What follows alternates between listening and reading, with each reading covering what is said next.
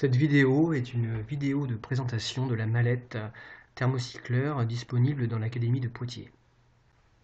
Cette mallette est constituée d'un thermocycleur de la marque BioAir, de pipettes PCR et de tips cotonnés, d'une micro-centrifugeuse de paillasse. Le tout donc peut être réservé au canopé 17 ainsi qu'au lycée Valin de La Rochelle. Une vue du thermocycleur sur paillasse, une fois ouvert avec les microtubes à l'intérieur, et le panneau d'affichage du thermocycleur. Alors désolé, comme c'est écrit, ça bouge en effet, je me suis filmé en paramétrant, donc en appuyant sur F1, on est sur le menu d'édition, on peut donc créer un nouveau fichier, New File, en appuyant sur F2. Par la suite, eh bien, on ajoute des segments, plus segme, comme vous pourrez l'obtenir sur le tutoriel papier fourni. Donc on indique dans le premier segment la température de dénaturation, donc 95 degrés Celsius, pendant une durée par exemple de 5 minutes, c'est la température de pré-dénaturation avant les cycles de PCR. À chaque fois il va falloir réaliser un nouveau segment, donc F1 plus segment, donc 3 étapes des cycles de PCR. Première étape de dénaturation, donc 95 degrés Celsius, donc 9,5 on tabule sur le pavé numérique et on indique un temps, donc celui qui a été déterminé, est de 50 secondes par étape de cycle. Deuxième étape d'un cycle de PCR, l'étape d'hybridation des amorces qui doit être aussi déterminée. Donc là je ne rentre pas dans le détail, exemple 62 degrés, pendant une durée qui a été déterminée pour 50 secondes par cycle.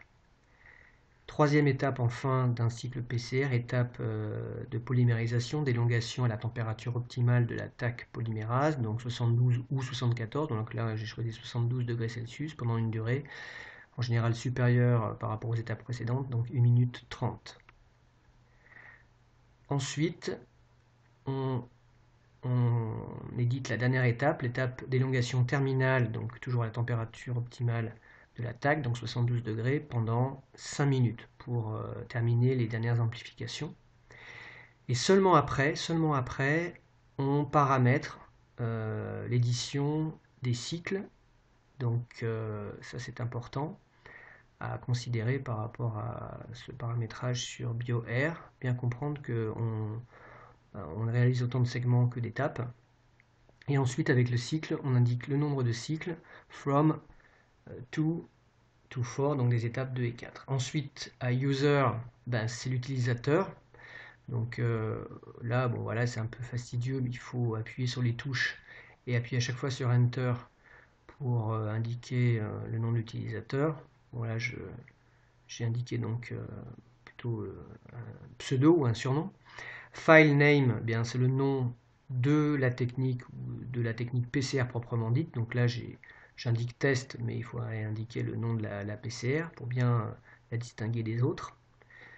Parce qu'on peut paramétrer, je crois, 99 PCR sur cet appareil, sur ce thermocycleur. Et possibilité, mais c'est facultatif, d'un password. Donc voilà, de déverrouiller la technique pour lancer un run via un mot de passe. Donc si on veut verrouiller pour une utilisation via un password d'un run PCR. Alors on appuie sur le petit bouton, on visse pour que le bloc chauffant soit bien en application sur les tubes qui sont dans le bloc chauffant de la PCR. Ensuite, Run, directement, on peut cliquer sur Run et voilà, on peut utiliser donc les touches F pour s'assurer de cela. Mais attention, il faut d'abord sauver. Donc là, de toute façon, c'est indiqué au niveau du panneau numérique. Il faut sauver via la touche F3 avant de lancer un run. On voit les différents paliers de température qui sont caractéristiques d'une PCR donnée. Voilà, merci pour votre attention et n'hésitez pas à poser des questions sur le paramétrage du thermocycleur BioAir. Merci, au revoir.